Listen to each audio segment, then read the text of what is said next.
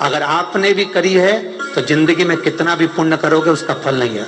आज की कथा को लिख कर रखना, शायद तुम्हारी जिंदगी सवर जाए। लिंग पुराण में 7 गलतियां बताई है व्यक्ति को बर्बाद होने की। पहली गलती है, उसमें से अगर आप स्वीकार कर रहे हैं ये गलती तो समझ लो कि गलती आपने करी है। गंगा जल तो बुलवाया टैंकर भरकर, 21,000 बेलपत्र भी समर्पित कर रहे हो।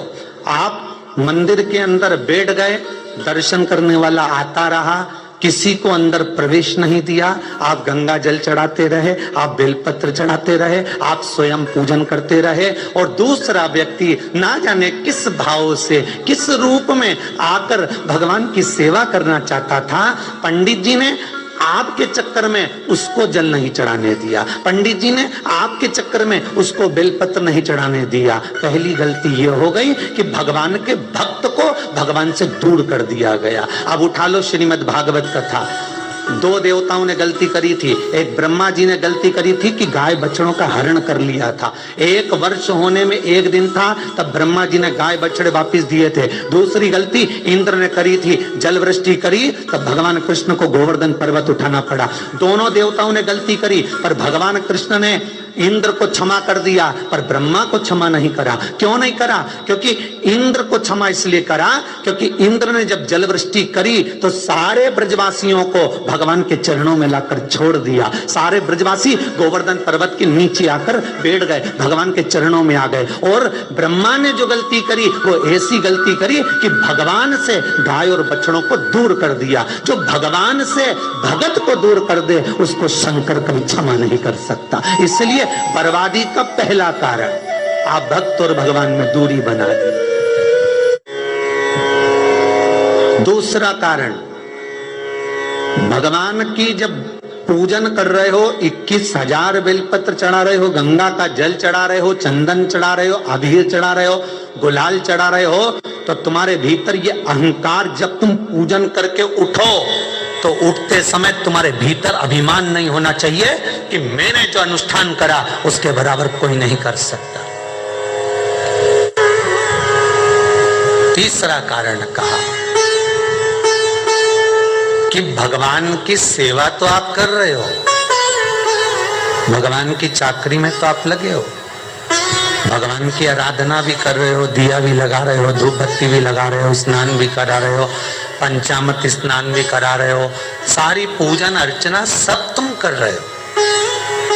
पर हो सकता है इस पूजन अर्चना में आप केवल 3 घंटा पूजन करते हो और बाकी के समय किसी न किसी की जीवात्मा को दुख पहुंचा रहे हो। एक कथा में एक बात कही थी कि भले मंदिर में दिया मत लगाओ, भले मंदिर में जाकर धूप बत्ती मत जलाओ, भले मंदिर में जाकर भोग मत लगाओ, भले मंदिर में जाकर जल मत चढ़ाओ, कुछ मत करो, भले भगवान को नए कपड़े मत पहनाओ, भले तुम्हारी मर्जी पड़े भगवान को भोग मत लगाओ, पर शास्त्र कहता है कुछ मत करो, पर एक काम जरूर करना कि किसी के चेहरे पर प्रसन्नता ला देना तो मंदिर में दिया जलाने के बराबर होगा। किसी के चेहरे पर चमक ला देना, प्रसन्नता ला देना तो अगरबत्ती लगाने के बराबर होगा। किसी गरीबड़े के, किसी दुखी के चेहरे पर अगर तुमने प्रसन्नता ला दी तो वो भगवान को कपड़े पहनाने के बराबर होगा। मालूम पड़े तो मंदिर में पूरी सब्जी बांटो, मंदिर में भोजन कराओ, मंदिर में सारा पकवान चढ़ाओ,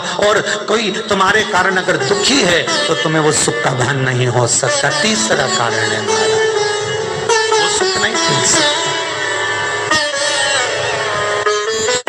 चौथा कारण है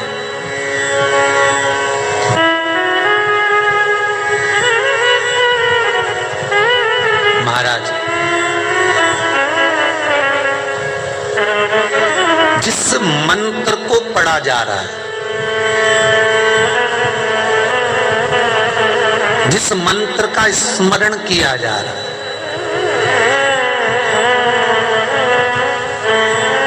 जिस भगवान की माला को हम जप रहे हैं, हम पाठ कर रहे हैं, उसमें त्रुटि। उठा लीजिए दुर्गा सप्तशती। दुर्गा सप्तशती का हिंदी अनुवाद में एक थोड़ा सा दृष्टांत दिया है, आपको मालूम होगा।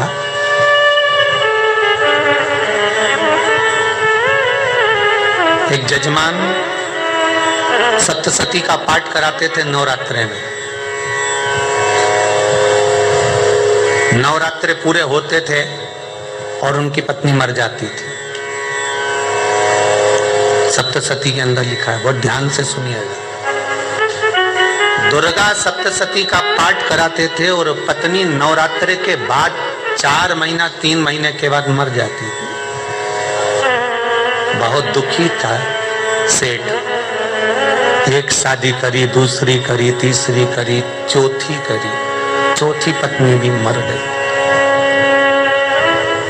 बहुत दुख हुआ। आज वो गुरुजी के पास चले गया, गुरुदेव, गुरुजी, गुरुदेव, गुरुदेव। गुरुजी बोले क्या हो गया? सेठ जी बहुत दिनों के बाद आ रहे हो, क्या बात है गुरुदेव? मेरे को एक बात समझ में नहीं आती कि मैं नवरात्रि में सप्तशती का पाठ कराता हूँ, देवी जी का यज्ञ करवाता हूँ, माता रानी को चूनर पहनाता हूँ, उनको सुंदर बिछुड़ी, पायल, चुनरी सब पहनाता हूँ, कन्याओं का भोजन करवाता हूँ, भंडारा करवाता हूँ, जवारे बोता हूँ, अखंड ज्योत लगाता हूँ, पर नवरात्रि जैसी पूरी होती है उसके 2 महीने 3 महीने बाद मेरी पत्नी क्यों मर जाती है? 4 पत्नियां मेरी मर चुकी हैं, 5वीं मैंने शादी करी है। गुरुदेव आप कृपा करिएगा, कुछ तो बता दीजिए, कुछ करुणा कर दीजिए। गुरुजी बोले जब तू सब कुछ अच्छा कर रहा है, ज्योत भी जला रहा है, कन्या भोज भी करा रहा है, चुनरी भी चढ़ा रहा है, भंडारा भी कर रहा है, ज्योत भी लगा रहा है, जवारे भी बो रहा है, माता रानी की सेवा भी कर रहा है, अखंड रात्रि व्रत कर रहा है, सब कुछ तूने करा, यज्ञ भी करा, फिर तेरी पत्नी क्यों मर सकती है? ऐसा हो ही नहीं सकता। नहीं गुरुदेव, मेरी 5वीं शादी है गुरुदेव, अब की बार आप कृपा करिए। गुरुजी ने कहा तेरे पंडित जी को अनुष्ठान पर बुला, मैं कमरे में बैठकर सुनूंगा सप्तशती का पाठ, तब मैं ध्यान करूंगा। गुरुजी अंदर के कमरे में जाकर बैठ गए, ब्राह्मण पाठ करना प्रारंभ करा और ब्राह्मण ने पाठ करना प्रारंभ करा। उसमें एक शब्द आ गया, भार्यन्तु भक्षन्तु, भार्यन्तु भक्षन्तु। उसमें बोलना था भय पीड़ा को, हे जगत जननी तू भक्षण कर जा, पर ब्राह्मण बोलता था भार्या तू भक्षन्तु, मेरी दिव्य पत्नी को, मेरी भार्या को तू भक्षण कर दे। पंडित जी जैसे ही बोले गुरुजी बाहर निकल कर आ गए। पंडित जी को रोका, रुकिए गुरुदेव, आप हर साल अनुष्ठान कर रहे हो जजमान के यहाँ और बोल देते हो भार्यन्तु भक्षन्तु, हे देवी तू मेरी पत्नी को खा जा, तो माँ हर बार उस पत्नी को निगल जाती है। निवेदन है, शब्द सुधार लीजिए, शब्द ठीक है। चौथा कारण है कि आप जो पाठ कर रहे हो, आप जो पूजन कर रहे हो, आप जो अनुष्ठान कर रहे हो, उसमें कुछ ना कुछ गलती जरूर हो रही है। ये चौथा कारण है।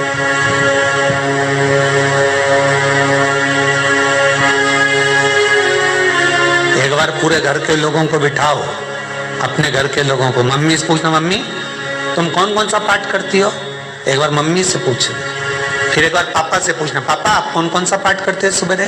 फिर बहू से पूछना, भाभी आप कौन कौन सा पाठ करती हो? फिर छोटी दुल्हन से पूछना, छोटी दुल्हन तुम कौन कौन सा पाठ करती हो? भैया आप कौन कौन सा पाठ करते हो? आप कौन कौन सा पाठ करते हो? पूछना। जब घर के अंदर बड़ी बहू अलग तरह का पाठ कर रही है, छोटी बहू अलग तरह का पाठ कर रही है, मंजली बहू अलग तरह का पाठ कर रही है, माँ अलग तरह का पाठ कर रही है, पति अलग तरह का पाठ कर रहा है, तो उसका जो प्रभाव है, कौन सी चीज कहाँ टकरा रही है, जिसके कारण घर में रोग इतना है कि कोई सही होने वाला ही नहीं है। अब तुम कहो कि सीवर वाले गुरुजी ने उपाय बताया, हमने बहुत करा, पर सही क्यों? तो सही क्यों नहीं हो रहा है? उसका कारण है या तो बड़ी बहू जो पाठ कर रही है, या सास जो पाठ कर रही है, जो पति जो पाठ कर रहा है, नाते जो भी उस घर के अंदर रहकर जो पाठ अर्चना कर रहा है, उसमें जरूर कुछ ना कुछ ऐसा हो रहा है जिसके कारण वो काम नहीं कर पा रहा।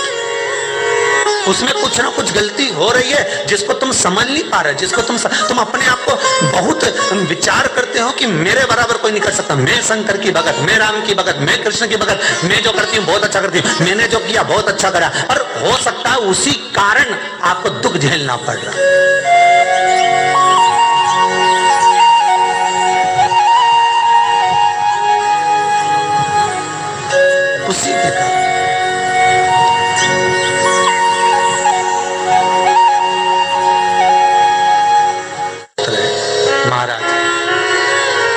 हमने जो दान किया, हमने जो पुण्य किया, हमने जो सत्कर्म किया, वो किस जगह पर लगा? पांचवा सूत्र।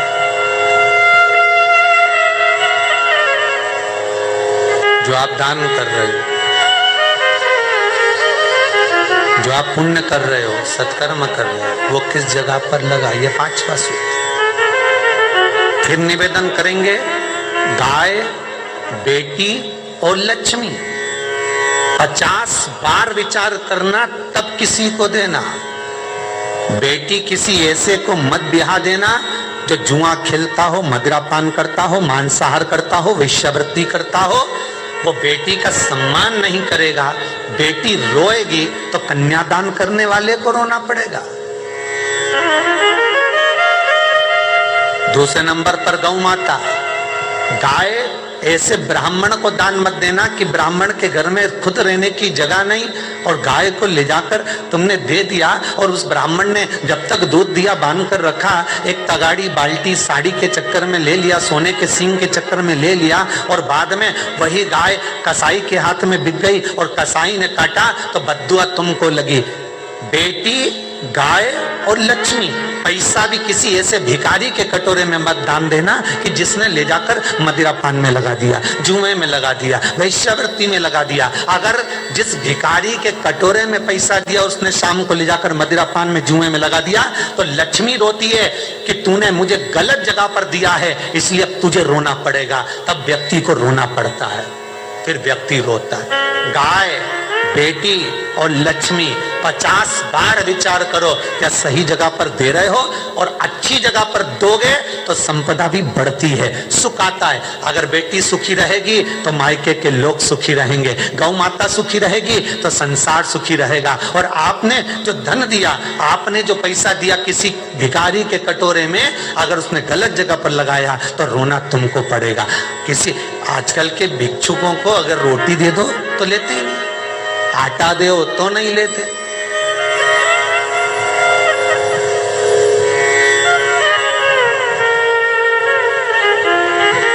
पहले के समय में जो भिक्षुक आते थे ना, तो रोटी बनी हुई मांगते थे।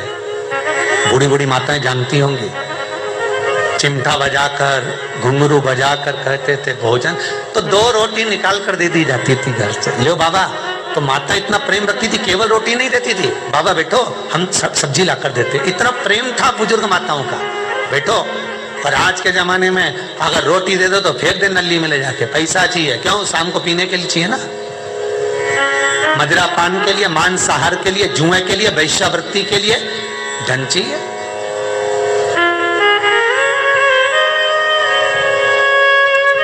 भोपाल के और इंदौर का राजवाड़ा चौराया और भोपाल का लाल घाटी चौराया, इन दोनों चौराहे पर इतने से बच्चे लोग भीख मांगते हैं और उनकी माताएं और उनके पिता रोड के किनारे पर चिलम लगाते बैठे रहते हैं, पांव लंबे करके पड़े हैं और ये कमा कमा के उनको दे रहे हैं। और धन्य है ऐसे लोग जो उनको दान भी दे देते हैं। जिसको जरूरत है उस तक कुछ नहीं पहुंचता। अभी भी 4-6 महीने लॉकडाउन चला, जिसको जरूरत थी एक रोटी की उस तक कुछ नहीं पहुंचा, और जिसके पास में पहले से भरा हुआ था उसने और ले जाके भर लिया। जिसको जरूरत थी उस तक नहीं पहुंचा। अभी ठंड आ रही है, बहुत सारी संस्थाएं कंबल बांटेगी। रेलवे स्टेशन पे लोगों को कंबल उड़ा रहे हैं, कोई सो रहा है जमीन पर उसको कंबल उड़ा रहा है, बस स्टैंड पे चले गए कोई रोड पे सो रहा है कंबल उड़ा रहा है, तो इतना बड़ा नाम चलेगा कि उन्हें कंबल उड़ाए, कंबल उड़ाए, कंबल उड़ाए। और वो कंबल जिसको उड़ाया वो दूसरे दिन जाकर कपड़े की दुकान पर बेच के आ गया, 200 रुपए लिया है, रात को पीकर फिर सो गया, क्योंकि फिर कहीं का आएगा फिर उड़ा के चले जाएगा, क्योंकि इन्होंने तो ये करके रखा है कि नाम कमाना है तो कंबल उड़ाए जाओ।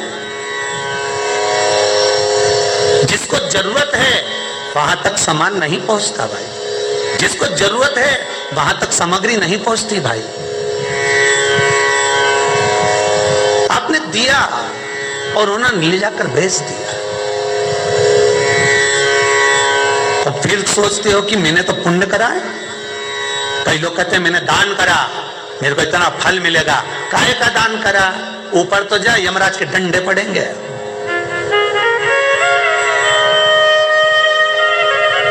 रेल में, ट्रेन में आप बैठ जाओ, रिजर्वेशन कोच में, छोटे छोटे लड़के आते हैं, अपना कपड़ा उतारते हैं। सही बोलना रे भाई, जितने लोग टीवी पर कथा सुन रहे हो, छोटे छोटे बच्चे अपना कपड़ा उतारेंगे और पोछा लगाएंगे रेल की बोगी में।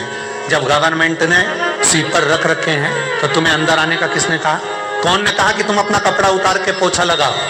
और वो अपने शरीर का कपड़ा उतार कर पोछा लगाता है, आपके आगे हाथ फैलाता है, आप एक एक दो दो रुपए दे देते हो। वो अगले स्टेशन पर उतरता है, कोई सूंघने की सामग्री लेता है, सूंघ सूंघ के वो बर्बाद हो जाता है और कहीं कूद कर मर जाता है। उसके मरने में 1 रुपया तुम्हारा भी लगा है, इसलिए नरक तुमको भी भोगना पड़ेगा, क्योंकि उसके मरने में तुमने हेल्प करी है।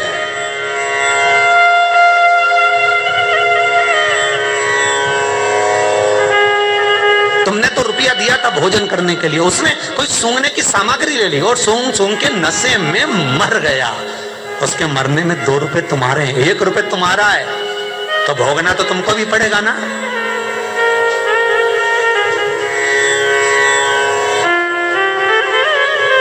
कहीं अच्छी जगह लगाओ, सत्कर्म की ओर लगाओ, तो सुख का आनंद कुछ और ही होगा, सुख का आनंद कुछ और ही प्राप्त होगा। हमारा धर्म, हमारा पुण्य, हमारा सत्कर्म। 5वां कारण अपनी पुस्तिका में लिख कर रखना, तुम्हारे दुख का 5वां कारण क्या है? क्यों तुम करोड़पति से रोड़पति बन गए? तुम्हारे यहाँ पर 4-4, 5-5 गाड़ी थी, खूब वैभव था, खूब धन था, फैक्ट्रियां चल रही थी, सत्ताएं चल रही थी।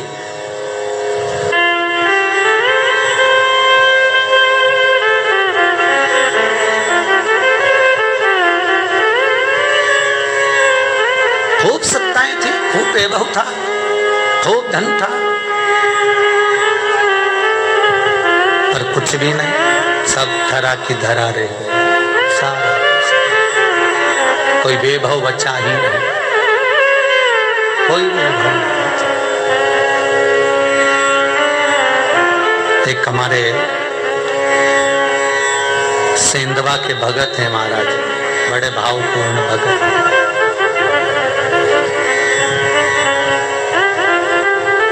वो कहे गुरुजी हम बड़े दुखी हैं, बड़े कष्ट में। हमने कहा कष्ट का कारण कुछ ना कुछ जरूर होगा, दुख का कारण जरूर कुछ ना कुछ होता है। कहने लगे गुरुजी हमारी तो जीनिंग चलती थी, खूब फैक्ट्रियां चलती थी, इतना जीनिंग फैक्ट्रियां थी, इतना चलता था।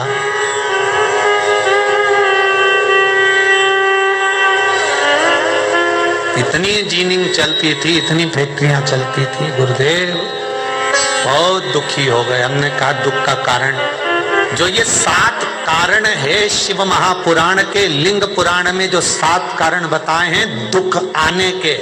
जब फैक्ट्रियां अच्छी चल रही, जीनिंग अच्छी चल रही, व्यापार अच्छा चल रहा है, तो 7 कारण बताए हैं। क्या आप उन 7 कारण में से कोई कारण आपके साथ में हुआ है जिसके कारण आप रोड पर आ गए, करोड़पति से रोड़पति बन गए?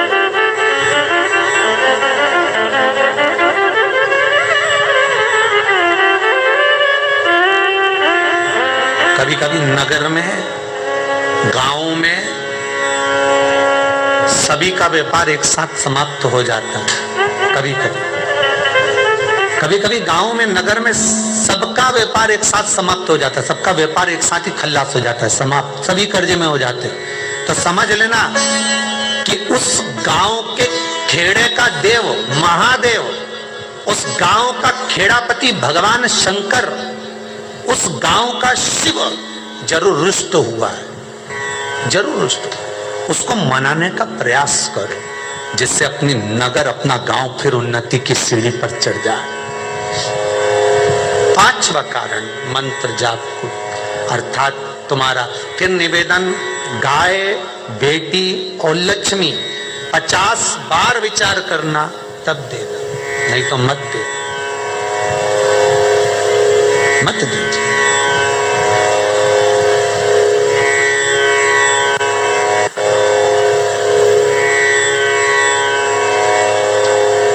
और महाराज भगवान शिव की कथा का छठा कारण बता, हमारे दुख का कारण छठा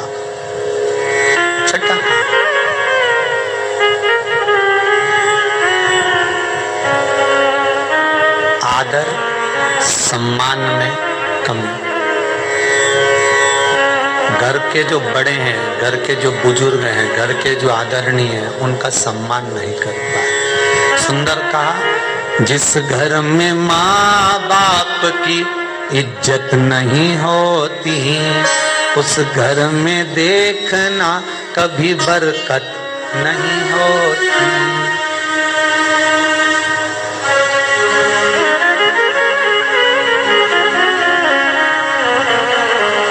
छठा कारण है सम्मान, सत्कार, आदर ना हो। जब धन।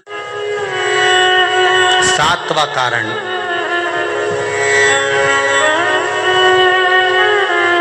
ये अंतिम कारण है। जितने लोग कर्जे में, लदालू में, जितने लोग दुखी हैं, जितने लोग तकलीफ में, आज की कथा को बहुत दिल से सुनना, अपनी गलती को जरूर छांटना। मुझे विश्वास है मेरा भोलेनाथ, आप अगर गलती को स्वीकार कर लोगे तो शंकर वापिस आपको करोड़पति बना देगा, लखपति बना देगा। शंकर आपके भंडार फिर भर देगा। 7 कारण में से अपनी गलती को जरूर छांटना साहब कि आपने गलती कौन सी करी, और अपनी गलती को छांट ले, यही सबसे बड़ी बात है ना। लोग सुनने के बाद भी नहीं छाटेंगे, नहीं मैंने तो कुछ करा ही नहीं, मैं तो कुछ कर ही नहीं, बस मैं ही तो है।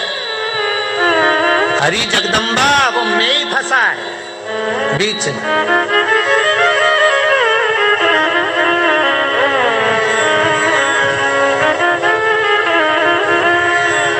सातवां कारण महाराज, किसी का बेकार धन हमारे घर में आ जाए।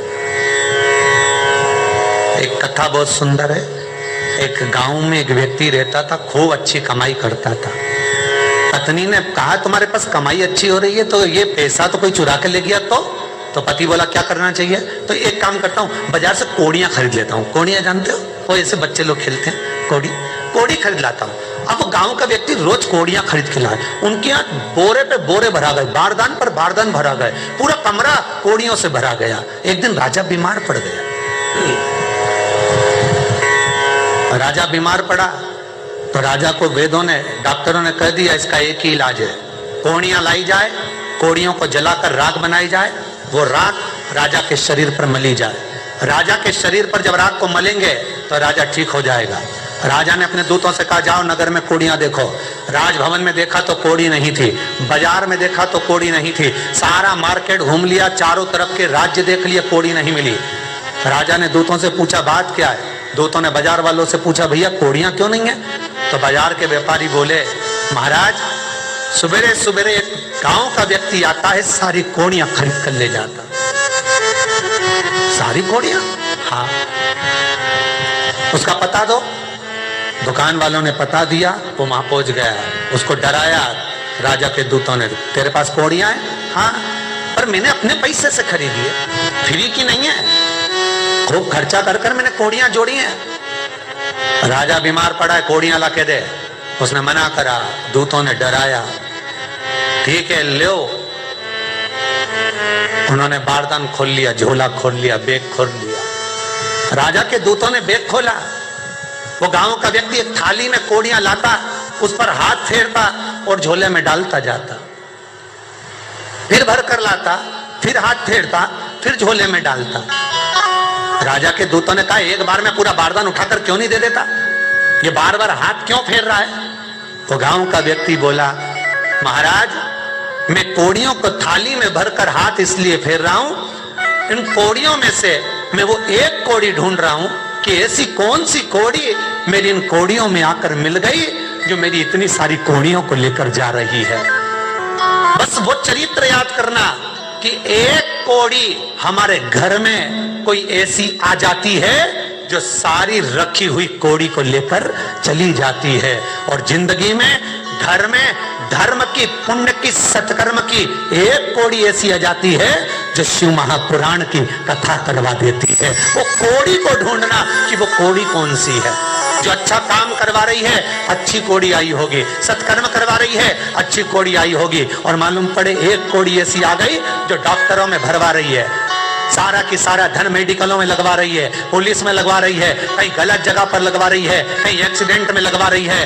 जो कौड़ी गलत जगह पर धन को लेकर जा रही है, समझ लेना कि वो कौड़ी बेकार आ गई जो सारा का सारा बर्बाद करने में लगी हुई है। उस कौड़ी को पहचानो कि वो कौड़ी कौन सी है। 7वां कारण शिव महापुराण का, लिंग पुराण का लिख कर रखना कि एक कौड़ी ढूंढना कि वो कौड़ी कौन सी घर में आ गई जो हमें बर्बाद कर कर चली गई। तो कौड़ी को ढूंढिए, वो रुपये को ढूंढिए, वो 1 रुपया कौन सा आ गया, वो धन कौन सा आ गया जो हमें बर्बाद कर गया, कैसा आया।